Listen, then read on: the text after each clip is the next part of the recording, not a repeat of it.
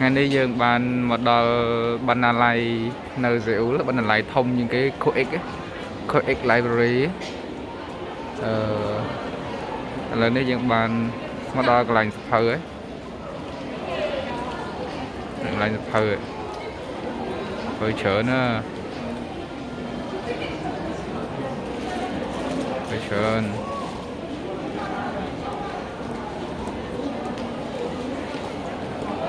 nè nè đờ mưa dập hơi mẹ đờ ăn dập hơi nè nè đờ mưa dập hơi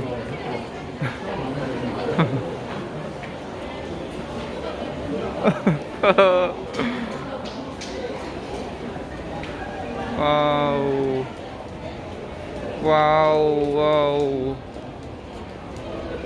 tao dập hơi nè tao dập hơi à oh tao dập hơi à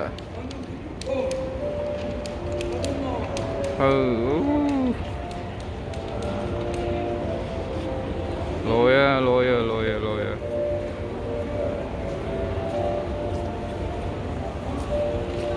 hơi